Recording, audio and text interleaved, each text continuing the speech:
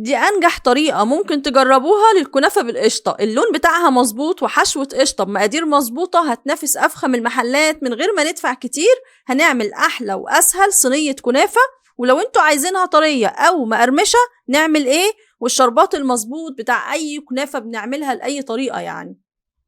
اول حاجة هنبدأ بيها في الوصفة هي الشربات، عشان احنا عايزين الشربات بتاعنا يكون بارد. فهنبدأ بيه في حلة، هننزل بكوبايتين من السكر الحبيبات وعليهم كوباية من المية وعصير نص ليمونة.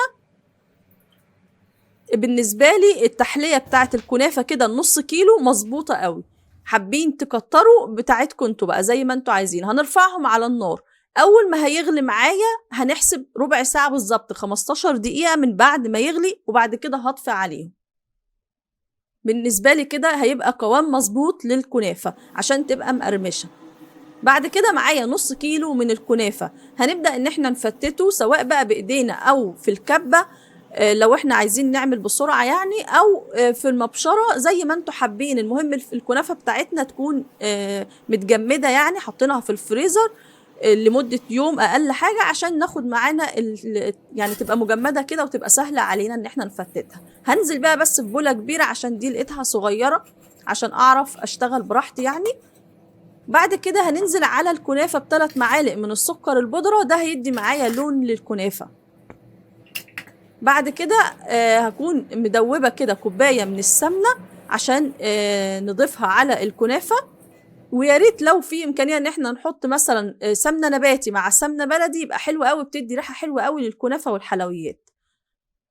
هنفرك الكنافه كويس في السمنه. كل الكنافه لازم تتغلغل كده في السمنه عشان تاخد معايا لون حلو كلها. بعد كده معايا صينيه مقاس 30، هبدا ادهنها دهنه حلوه كده من السمنه عشان ده برضو هيديها معايا لون مظبوط.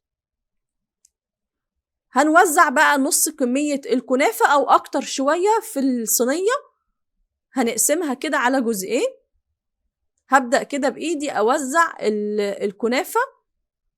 واحنا بنوزعها هنحاول نعمل زي سور كده أو حواف للصينية بالكنافة، علشان القشطة بعد كده اللي احنا هنضيفها ما تطلعش من الكنافة. بس ما تقلقوش، هي ما بتخرجش ولا أي حاجة، هي بتجمد على طول وما بتخرجش وأي حاجة.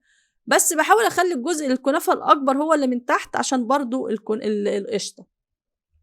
هضغط عليها ضغطة حلوة بقى بإيدي او باستخدام صينيه مقاسها يكون اصغر. بنضغط عليها كده ونسويها عشان تاخد شكل مظبوط. بعد كده هنركنها على جنب بقى، وتعالوا نعمل القشطه بتاعتنا اللي مقاديرها مفيش اسهل ولا احلى من كده، وهتاخدوا طعم للقشطه مظبوط وحلو جدا. في حله هنزل ب3 كوبايات من اللبن، وعلشان ياخد معايا قوام تقيل هنضيف 5 معالق من النشا، يعني معلقة ممسوحة كده. وبعد كده هضيف معلقة كمان من الدقيق، ده هيظبط معايا القوام.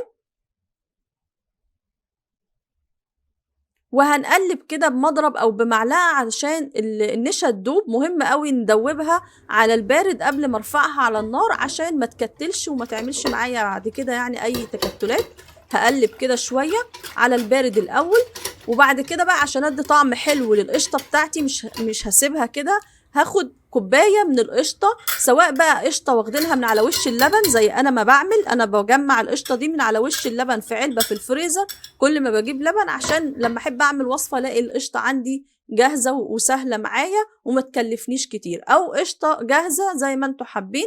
قلبتهم كده تقليبة على البارد، وبعد كده رفعتهم على النار علشان تاخد معايا كده القوام المظبوط. بقلب على نار متوسطة، وانتوا بعد كده هتلاقوا القوام تقل معاكوا. اول ما القوام بيتقل يبقى زي البشاميل كده، بنطفي عليه. وقبل ما اطفي هضيف شوية كده من الفانيليا عشان يدي ريحة حلوة للقشطة بتاعتي.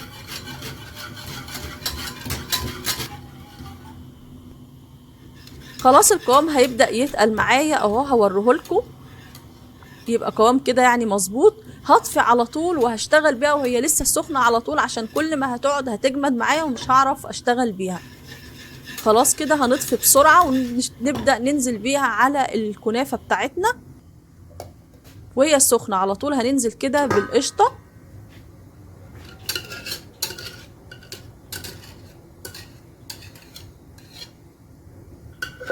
بالسباتولا بقى وهنوزعها كده، بس مش للاخر قوي يعني علشان ما تخرجش معانا.